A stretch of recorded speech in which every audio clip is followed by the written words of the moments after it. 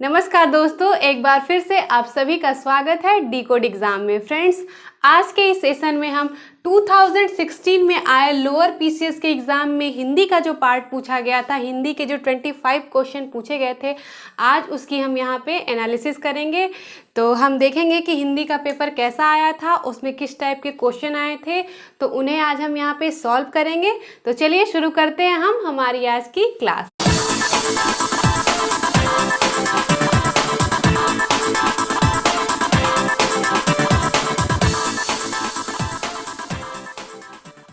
ठीक है, तो पहले तो मैं ये बता दूं आपको कि पेपर का लेवल कैसा था। इसे बहुत इजी पेपर नहीं कहा जा सकता, ठीक है, एकदम डिफ़िकल्ट भी नहीं है, लेकिन मॉडरेट पेपर भी नहीं, मॉडरेट से थोड़ा हाई लेवल इसे बोला जा सकता है, थोड़ा डिफ़िकल्ट ही है पेपर। एक अगर हम कंपैरिजन करें 2017 का, हमने पहले यहाँ पे एनालिसिस किया था, तो उसके कंपैरिजन में पेपर थोड़ा डिफ़िकल्ट है। ठीक है, तो चलिए वन बाय वन मैं क्वेश्चंस यहाँ पे करूँगी, ठीक है, और उसके जो ऑप्शंस हैं उसमें से जो सही आंसर है वो आपको बताऊँगी, और आप भी मेरे साथ साथ इन सारे क्वेश्चंस को करिए। लास्ट में हम देखेंगे, आप अपना इवेल्युएट करिएगा खुद को कि आपके कितने क्वेश्चन सही होते हैं। इस तरह से आपको ये भी पता चल जाएगा कि आपकी हिंदी की तैयारी कैसी हुई है, जैसा कि बहुत कम टाइम रह गया है लोअर पीसीएस के एग्ज़ाम में। तो इस तरह से आप खुद को इवेल्युएट कर पाएंगे कि आपने कितने क्वेश्चन सही किए हैं। तो चलिए शुरू करते हैं। आपको स्क्रीन पे वन बाय वन क्वेश्चंस दिखते चलेंगे, ठीक है। तो चलिए शुरू करते हैं। हमारा जो लोअर 2016 में जो हिंदी में फर्स्ट क्वेश्चन पूछा गया था वो ये है, वाक्य में प्रयुक्त लोकोक्ति का उचित शाब्दिक अर्थ। वो लोकोक्ति है फ्रेश ब्लड, इसका पूछा है कि क्या होगा। फर्स्ट ए ऑप्शन है ताज़ा खून, बी है स्वच्छ खून, सी है नया खून, और डी है साफ खून। ठीक है, स्क्रीन पे आपको क्वेश्चन दिख रहा होगा। तो यहाँ पे ध्यान दीजिए, फ्रेश ब्लड, अगर यहाँ पे आपको शाब्दिक अर्थ नहीं पूछा गया, अगर इसकी मीनिंग पूछी गई होती तो ताज़ा खून हो जाता, लेकिन ये लोकोक्ति है, ये ध्यान में रखिए। जो लोकोक्ति वो होती है जो हम लोग अपने बोलचाल में यूज़ करते हैं उसको, जैसे वो एक तरह से लोगों में मतलब लोगों में पॉपुलर होती है, ठीक है, उसको हम लोकोक्ति बोलते हैं। तो यहाँ पे ऑप्शन में देखिए, ताज़ा खून तो होगा नहीं, स्वच्छ खून, यहाँ लोकोक्ति में हम स्वच्छ खून तो बोलते नहीं है, साफ खून भी नहीं होगा, नया खून इज द राइट आंसर। हम बोलते हैं ना, नया खून है, नया जोश है, एक ऐड आता था, नया खून है दौड़ेगा, तो ये लोकोक्ति है, लोकोक्ति में हम नया खून यूज़ करते हैं। तो राइट आंसर होगा हमारा सी, नया खून। अब बढ़ते हैं नेक्स्ट क्वेश्चन पे, ठीक है। समास बताइए, भरपेट, भरपेट में समास बताना है। ऑप्शन दिया है, पहला है अव्ययी भाव समास, दूसरा है द्वंद्व समास, तीसरा तत्पुरुष समास, और चौथा बहुब्रीहि समास। जैसा कि मैं आपको समास पढ़ा चुकी हूँ, बहुत अच्छे से एक्सप्लेन किया है। अगर आपको समास ना आता हो तो आप उस वीडियो को देख सकते हैं। उसमें मैंने आपको एक ट्रिक भी बताई थी कि जो भी शब्द भर से, अति से, यथा से, आ से, प्रति से, और जो रिपीटेड वर्ड होते हैं जैसे दिनों दिन, रातों रात, ये सारे क्या होते हैं, अव्ययी भाव समास होते हैं। तो यहाँ पे हम देख सकते हैं, भरपेट है तो ये अव्ययी भाव है। अव्ययी भाव में क्या होता है, पूर्व पद प्रधान होता है, यानी पहला पद प्रधान होता है, ठीक है। और एक चीज़ और भी बता दूं अव्ययी भाव के बारे में, कि जो अव्ययी भाव अव्यय शब्द होते हैं उन पर किसी भी वचन का, लिंग का, कर्ता का, ठीक है, कोई प्रभाव नहीं पड़ता है, ठीक। अब द्वंद्व समास भी, जो इसके ऑप्शन है उसे भी देख लेते हैं। द्वंद्व समास क्या होता है, जिसमें दोनों पद प्रधान होते हैं, ठीक है। इसमें क्या होते हैं, जो दोनों शब्द होते हैं वो एक दूसरे के कॉम्प्लीमेंट्री होते हैं या अपोजिट होते हैं, जैसे माता पिता, दिन रात, ठीक है। उसी तरह से तत्पुरुष समास है। तत्पुरुष समास का जब हम विग्रह करते हैं तो हमें बीच में विभक्ति चिन्ह मिलता है, ठीक है। इसमें उत्तर पद प्रधान होता है, तो इसमें भर का पेट तो कुछ होगा नहीं, जैसे इसमें होता है कि राजकुमार, राजा का कुमार, ठीक है, विभक्ति लग जाती है बीच में। बहुब्रीहि समास में क्या होता है, बहुब्रीहि समास में कोई भी पद प्रधान नहीं होता, वहाँ कोई थर्ड पर्सन प्रधान होता है, ठीक है। यहाँ मतलब उसी की इंपॉर्टेंस दी जाती है, ठीक है। जैसे लंबोदर, लंबा है उधर जिसका, अर्थात गणेश, तो और यहाँ पे कोई भी पद प्रधान नहीं होता। तो हम देख सकते हैं कि इसका सही आंसर अव्ययी भाव है। समास अगर बहुत अच्छे से देखना हो तो आप मेरा वीडियो देख सकते हैं, ठीक है, अब आगे बढ़ते हैं, मूव करते हैं हमारे थर्ड क्वेश्चन पे। थर्ड क्वेश्चन है, स्क्रीन पे आप देख सकते हैं। एक दिन बैठे बैठे यह बात अपने ध्यान में चढ़ी कि कोई कहानी ऐसी कहिए कि जिसमें हिंदवी छूट और किसी बोली का पुट न मिले। पंक्ति किस लेखक की है? पहला ऑप्शन है मलिक मोहम्मद जायसी, दूसरा है मुंशी इंसा अल्लाह खां, तीसरा है राजा शिव प्रसाद सितारे हिंद और चौथा है मुंशी सदासुख लाल। तो आपको बता दूं, इसका आंसर है बी, मुंशी इंसा अल्लाह खां। मुंशी इंसा अल्लाह खां का ये है, इन्होंने ये बोला है और कहा रानी केतकी की कहानी इनकी कृति है, उसी में से ये लिया गया है। ठीक है, तो चलिए इसका आंसर हो गया बी, मुंशी इंसा अल्लाह खां। आगे बढ़ते हैं फोर्थ क्वेश्चन पे। निम्न में से क्रिया विशेषण अव्यय चुनिए। पहला है कुत्ता भौंक रहा है, दूसरा है राम खाना खा रहा है, तीसरा है अधिक मत बोलो, चौथा है राधा रात भर जागती रही। ठीक है, हमें क्रिया विशेषण अव्यय बताना है।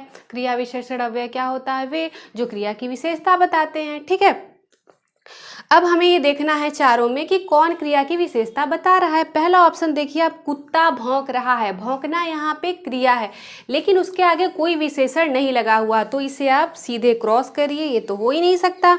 राम खाना खा रहा है, खाना खाना यहाँ पे क्रिया है, लेकिन यहाँ पे कोई भी विशेषण नहीं है। खा रहा है क्रिया हो गई, लेकिन खाना कोई विशेषण तो है नहीं, वो क्या है यहाँ पे? वो तो कर्म है। ठीक है, इसे आप ये भी बोल सकते हैं कि ये सकर्मक क्रिया है। इसी तरह से चीज़ों को आप पढ़ना सीखा करिए कि उसमें क्या चीज़ और निकल सकती है, नया क्या सीख सकते हैं। ठीक है, अधिक मत बोलो। ठीक है, बोलना क्रिया है। मत, मत एक तरह से हमारा विशेषण हो सकता है, ये रीतिवाचक विशेषण होता है, लेकिन यहाँ पे अधिक मत बोलो मत निपात के रूप में यूज हुआ है, तो ये नहीं होगा।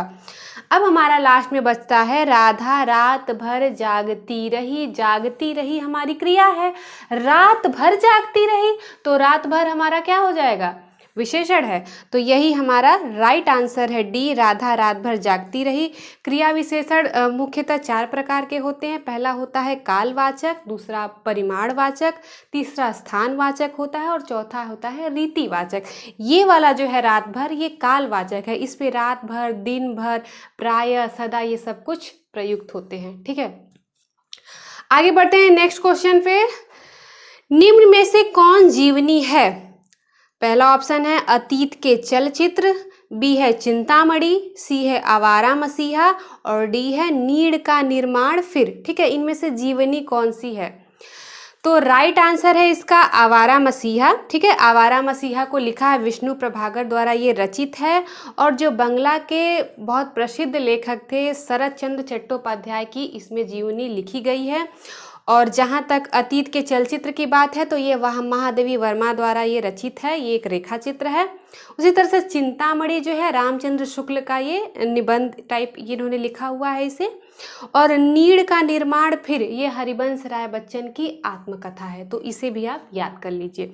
और राइट आंसर है इसका आवारा मसीहा।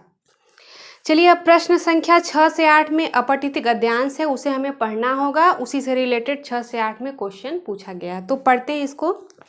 आप अपनी स्क्रीन पे देखिए। इस संसार में धन ही सब कुछ नहीं है, धन की पूजा तो बहुत कम जगहों में होती देखी गई है।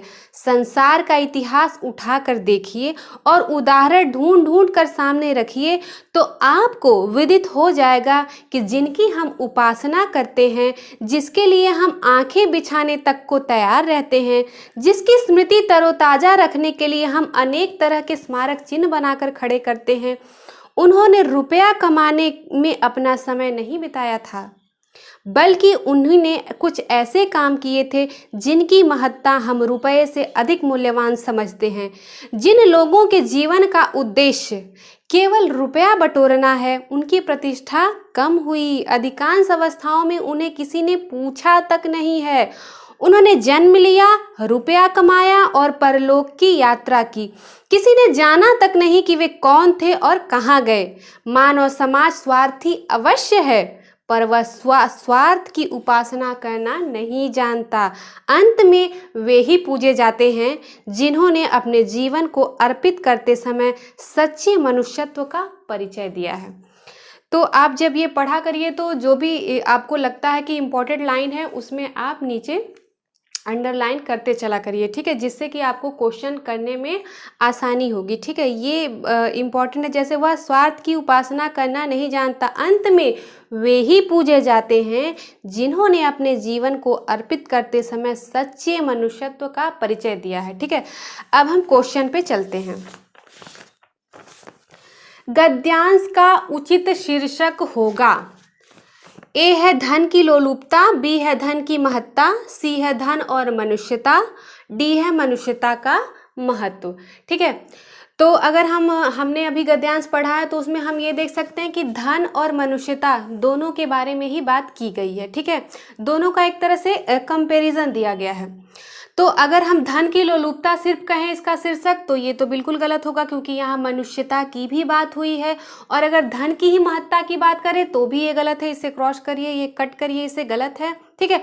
दो ऑप्शन आपके पास बचते हैं, धन और मनुष्यता, और डी है मनुष्यता का महत्व। ये थोड़े मिलते जुलते हैं, इन दोनों में कन्फ्यूजन हो सकता है, लेकिन इसमें सिर्फ मनुष्यता का महत्व ही नहीं दिया गया है, धन के बारे में भी बताया गया है। इसलिए उचित शीर्षक क्या होगा, धन और मनुष्यता। तो सी इज द राइट आंसर, धन और मनुष्यता। आगे बढ़ते हैं क्वेश्चन नंबर 7 पे। उपयुक्त गद्यांश के अनुसार संसार में किस तरह के मनुष्य की पूजा होती है, ठीक है। अब देखते हैं, जो पहला ऑप्शन है, जो धनार्जन एवं त्याग दोनों करता है, बी है जो पैसों को कल्याणकारी कार्यों में लगाता है, सी है जो मानवता की सेवा में लगा रहता है, डी है जो सच्चे मनुष्यत्व के लिए कार्य करता है। अगर हम अपने गद्यांश को ध्यान में दें तो हमें यही बताया गया है, उसमें क्या उसका है, मनुष्य की कैसे होता है पूजा, किस तरह के मनुष्य की होती है, जो सच्चे मनुष्यत्व के लिए कार्य करते हैं। हमारे गद्यांश की लास्ट लाइन देखिए, जो मैंने दोबारा पढ़ी थी क्योंकि वो मुझे इम्पोर्टेंट लग रहा था। तो देखिए ये वही है, उसमें साफ साफ लिखा हुआ है कि जो सच्चे मनुष्यत्व के लिए कार्य करते हैं अंत में उन्हीं की पूजा होती है। तो राइट आंसर है हमारा डी। आगे बढ़ते हैं क्वेश्चन नंबर 8 पे। धन की पूजा से क्या अभिप्राय है, ठीक है। ध्यान रखिएगा, जो हमारा गद्यांश दिया है उसी से ये क्वेश्चन है, कहीं हमें अलग से इसे नहीं बताना है। फर्स्ट ऑप्शन है, धन से ज्यादा मानवता प्रबल है, बी है धन कमाने वाला अधिक नाम नहीं कर पाता है, धन की पूजा व्यक्ति को स्वार्थी बनाती है, और लास्ट है धन कमाने की अपेक्षा सच्चा मनुष्य होना ज़्यादा अच्छा है, ठीक है। तो हम क्या देखे हैं, हमने पहली लाइन देखी थी गद्यांश में कि वो लिखा था कि धन की पूजा तो बहुत कम जगह पे होती है, और लास्ट में हमने क्या देखा था कि अंत में वही पूजे जाते हैं जिन्होंने अपने जीवन को अर्पित कर दिया है मनुष्यता के लिए, ठीक है, सच्ची मनुष्यता के लिए। तो अगर इन दोनों को हम कंबाइन करके देखें, इसका अर्थ निकालें, तो हमें यही मिलता है कि धन कमाने की अपेक्षा सच्चा मनुष्य होना ज़्यादा अच्छा है। यही धन की पूजा से हमारा अभिप्राय है। तो राइट आंसर है डी।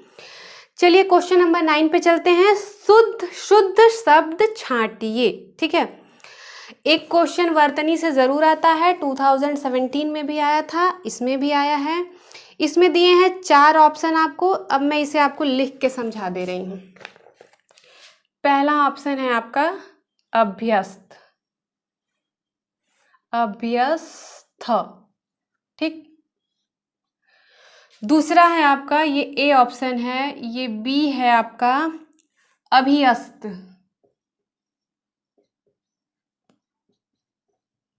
ठीक है, और सी है अभ्यस्त, और हमारा डी है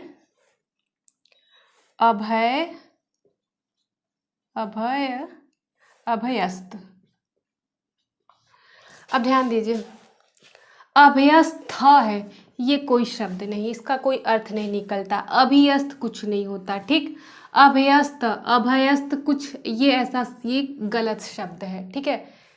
ये सब वर्तनी की दृष्टि से गलत है। सही क्या है, अभ्यस्त। कहा जाता है ना कि वो इस चीज़ में अभ्यस्त है या उसमें लिखने में अभ्यस्त है, इस तरह से। तो ये अभ्यस्त शब्द हमारा सही है यहाँ पे। तो राइट आंसर हो गया सी, ठीक है। आगे बढ़ते हैं।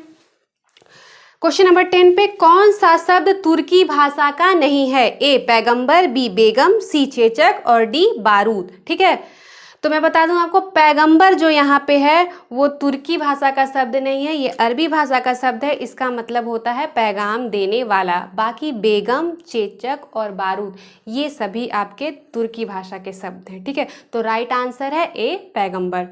आगे बढ़ते हैं नेक्स्ट क्वेश्चन पे।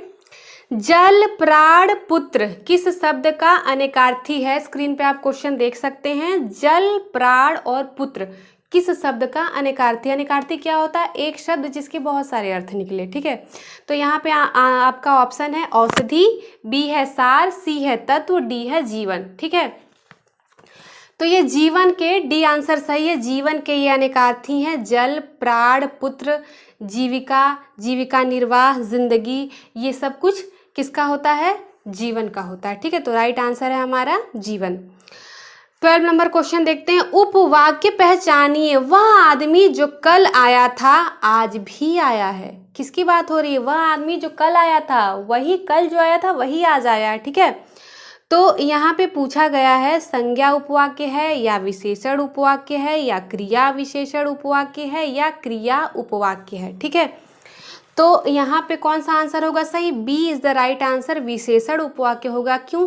क्योंकि उसी पर्टिकुलर इंसान की बात कर रहा है। वह आदमी जो कल आया था, ठीक है, वही आज आया है। जो कल आया था ये क्या है? आश्रित उपवाक्य विशेषण का ये उदाहरण है, तो ये हमारा विशेषण उपवाक्य होगा। आगे बढ़ते हैं क्वेश्चन नंबर 13 पे। कौन सी ध्वनि महाप्राण नहीं है? वर्णमाला की क्लास में आपको अल्पप्राण, महाप्राण ये सब मैं बहुत अच्छे से डिटेल में बता चुकी हूँ, तो अगर आप न जानते हो तो वहाँ पे वो वाला वीडियो मेरा देख लीजिएगा।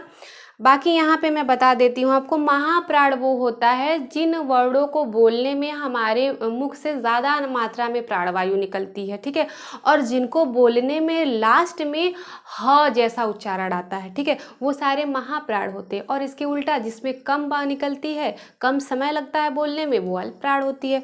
ठीक है, तो हम इसमें देखते हैं कि कौन कौन सा महाप्राण है जो होगा। जो बचेगा हमारा, जो नहीं होगा वो हो जाएगा नहीं। ठीक है, तो ख, ये बोलने से ही पता चलता है। ख आप बोलेंगे तो आपको ज़्यादा समय लग रहा है, ज़्यादा प्राणवायु निकल रही है और लास्ट में ह आ रहा है।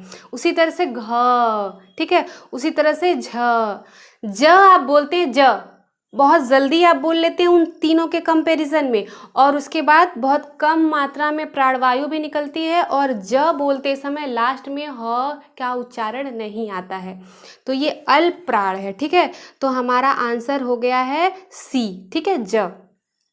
बाकी इसको डिटेल में आप जाके वर्णमाला की क्लास में देख सकते हैं, क्योंकि यहाँ अगर मैं पूरा एक्सप्लेन करूँगी तो बहुत ज़्यादा टाइम लग जाएगा। ठीक है, तो आगे बढ़ते हैं क्वेश्चन नंबर 14 पे।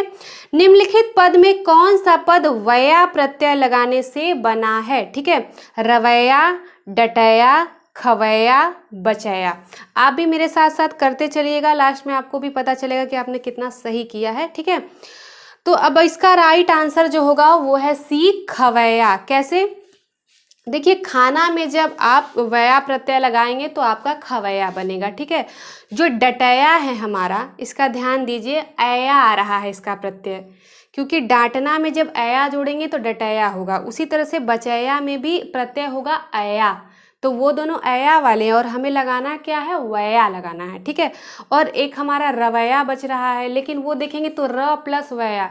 जब भी हम उपसर्ग या प्रत्यय लगाते हैं तो जो हमारा उसके लगाने से पहले का जो शब्द होता है उसका एक शाब्दिक अर्थ निकलना चाहिए, वो सार्थक होना चाहिए। ये नहीं कि हम कहीं भी लगा के कोई भी शब्द बना देंगे। ठीक है, तो इसका सही आंसर होगा खवैया।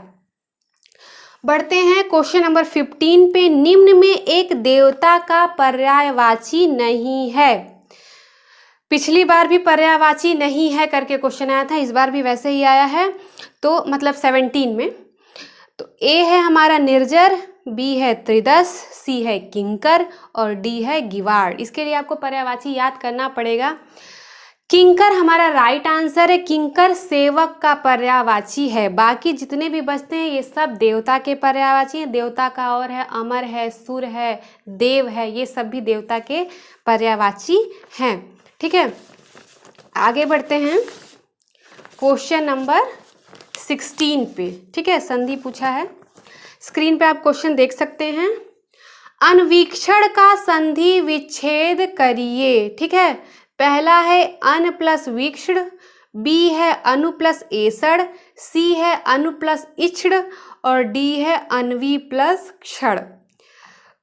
दोस्तों ये अनवीक्षण हमारा यड़ संधि का शब्द है ये, ठीक है। अब देखते हैं इसकी संधि होगी कैसे। यहाँ पे लिख लेते हैं क्या है हमारा अनवीक्षण, अनवीक्षण। अब मैंने आपको संधि के क्लास में बताया है यड़ संधि और अयादी वाली संधि, ठीक है। ये ध्यान दे रहे हैं आप, वी जहाँ पे व आ जाए, ठीक है, और आधा ना आ रहा है। अब इसको आप तोड़िए, ये कैसे बनेगा, अनु प्लस इक्षण, ठीक है।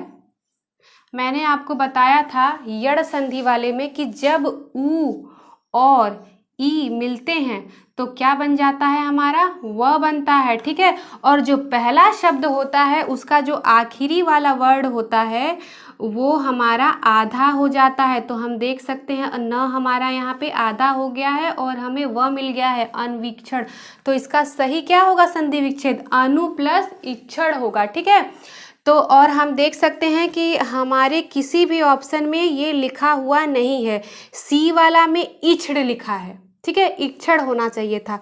तो अब पता नहीं कैसे, लेकिन क्वेश्चन में कोई भी ऑप्शन सही नहीं है। तो इसमें से को हो सकता है गलत ऑप्शन दिया गया होगा उस समय, क्योंकि इसमें से कोई भी सही नहीं है। जो भी ऑप्शन हमें दिए गए हैं सारे गलत हैं और सही ऐसे होगा अनु प्लस इक्षण, ये देख लीजिए आप, ठीक है। तो चलिए आगे बढ़ते हैं क्वेश्चन नंबर 17 पे। ये भी हमारी संधि पूछा है, विसर्ग संधि है, गौ प्लस चरती की संधि है, ठीक है।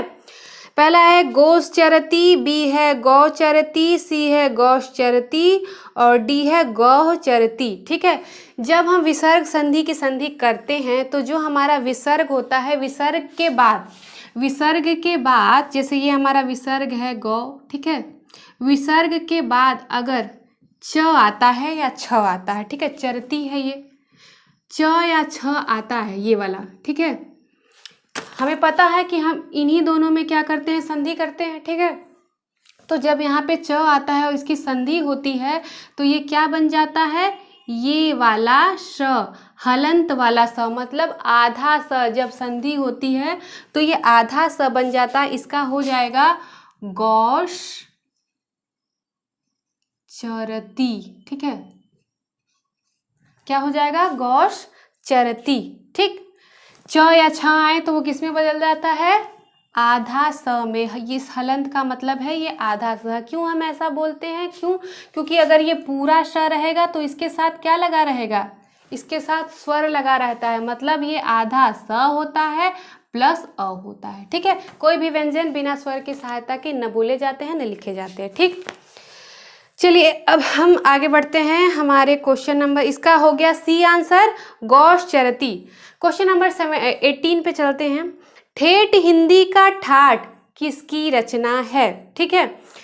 ए है ज्योतिरीश्वर ठाकुर, बी है अयोध्या सिंह उपाध्याय हरिऔध, सी है किशोरी दास वाजपेयी और डी है चंद्रधर शर्मा गुलेरी, ठीक है। इसका राइट आंसर है अयोध्या सिंह उपाध्याय हरिऔध, ठीक है। ठेठ हिंदी का ठाठ उन्हीं की रचना है। जहाँ तक ज्योतिरीश्वर ठाकुर की बात है तो इन्होंने एक गद्य कवि लिखा था, वर्णन रत्नाकर। और आपके जो किशोरी दास वाजपेयी हैं वो हिंदी के बहुत बड़े व्याकरणाचार्य थे। और चंद्रधर शर्मा गुलेरी जो हैं वो उसने कहा था कहानी के लिए प्रसिद्ध हैं, ठीक है। बढ़ते हैं क्वेश्चन नंबर 19 की तरफ। शुद्ध वाक्य छाटिए। हमेशा एक शुद्ध वाक्य का आता है और एक शुद्ध शब्द का आता है, वर्तनी वाला, ये हमेशा आता है, ध्यान में रखिएगा इसको, ठीक है। ए ऑप्शन है, उस वन में प्रातः काल के समय का दृश्य बहुत ही सुहावना होता था। बी है, उस वन में सुबह के समय का दृश्य बहुत ही सुहावना होता था। उस वन में प्रातः काल का दृश्य बहुत ही सुहावना होता था। उस वन में सवेरे के समय का दृश्य बड़ा ही मनोरम होता था, ठीक है। एक बात मैं आपको बता दूं, जब भी प्रातः काल, ठीक है, या सुबह या सवेरे की बात होगी तो उसके साथ समय, ये समय शब्द आपका नहीं जुड़ेगा। क्यों? क्योंकि प्रातः काल सवेरे और सुबह जो है वो खुद ही अपने आप में समय को ही तो बता रहे हैं, समय को ही रिप्रेजेंट कर रहे हैं, तो उसके लिए अलग से समय लगाने की कोई ज़रूरत नहीं है। इसलिए जहाँ पर समय नहीं लगा होगा वही हमारा राइट आंसर होगा। तो सी आंसर आप देख सकते हैं। इस वन में प्रातः काल का दृश्य बहुत ही सुहावना होता था। सी इज द राइट आंसर। मेरी बात को आप समझ गए होंगे। जहाँ प्रातः काल सवेरे या सुबह है, शाम है, इस तरह के लगे हों तो वो शब्द हों तो वहाँ पे समय नहीं लगेगा अलग से, ठीक है, क्योंकि वो अपने आप में टाइम को ही रिप्रेजेंट कर रहे हैं। ठीक, चलिए अब बढ़ते हैं क्वेश्चन नंबर 20 पे। धीरे धीरे हम बहुत सारे क्वेश्चन हम कर चुके हैं। 20 नंबर क्वेश्चन देखते हैं। किस शब्द में उपसर्ग नहीं है? अभी हमने प्रत्यय का क्वेश्चन देखा था, अब ये उपसर्ग वाला आ गया। पहला है अपवाद, दूसरा है पराजय, तीसरा है प्रभाव और चौथा है ओढ़ना। ठीक है, किस शब्द में उपसर्ग नहीं? अगर अपवाद में देखें तो अप प्लस वाद अपवाद में है, पराजय में परा प्लस जय है, प्रभाव में प्र प्लस भाव इसमें भी है। ठीक है, ओढ़ना ओ प्लस ढ़ना अढ़ना कुछ नहीं होता। ठीक है, ओढ़ना अगर पूरा ओढ़ना देखें तो ये क्रिया है। ठीक है, तो ओढ़ना हमारा अलग है, ये उपसर्ग इसमें नहीं लगा है, तो D is the right answer. ठीक है, बढ़ते हैं क्वेश्चन नंबर 21 की तरफ। निम्नलिखित में स्त्रीलिंग शब्द है। किन्नर, अहिंसा, अंतरी, अपरिग्रह। ठीक है, जब भी स्त्रीलिंग या पुल्लिंग के शब्द की पहचान करनी हो तो हमेशा उसे वाक्य में प्रयोग करके देखा करिए। मान लीजिए अगर चिड़िया का पूछा जा रहा है ना, तो उसका वाक्य में प्रयोग कर दीजिए। चिड़िया उड़ रही है, उड़ रही है तो स्त्रीलिंग है। ठीक है, जैसे माला, माला कैसे? माला टूट गई। ठीक है, माला टूट गई तो गई क्या है? स्त्रीलिंग है, माला स्त्रीलिंग हो गया। इसी तरह से अगर वाक्य बना के आप शब्दों को देखेंगे तो आपको बहुत अच्छे से समझ में आ जाएगा कि स्त्रीलिंग है कि पुल्लिंग है। जैसे नदी बह रही है, इस तरह से इसको भी समझते हैं। हमारा क्या है?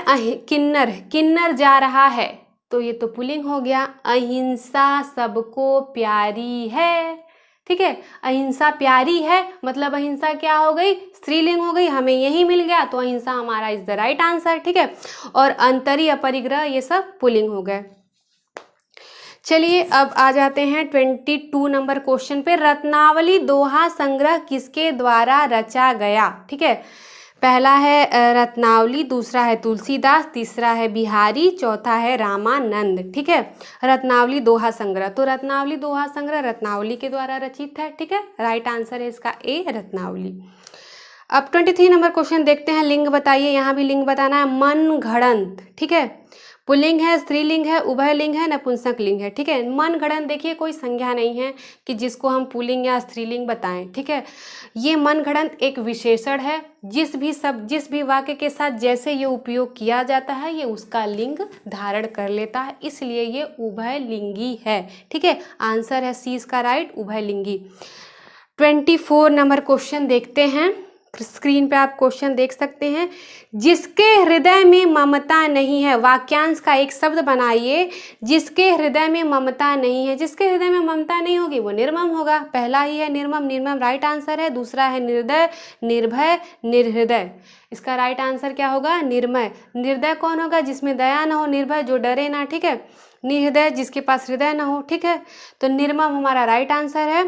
बढ़ते हैं, हमारा इस सीरीज का लास्ट क्वेश्चन है 25 नंबर क्वेश्चन। किस वाक्य में विराम चिन्ह का उचित प्रयोग नहीं है? ठीक है, आप स्क्रीन पे क्वेश्चन देखते रहिए। ए है, मैं मनुष्य में मानवता देखना चाहती हूं, उसे देवता बनाने की मेरी इच्छा नहीं।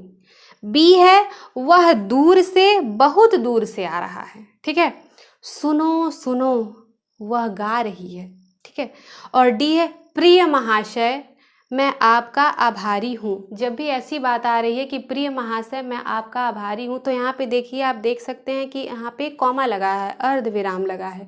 जबकि जब ऐसी बात बोली जाती है प्रिय महाशय मैं आपका आभारी हूँ, ठीक है, तो हमेशा प्रिय महाशय के आगे क्या हो जाएगा हमारा?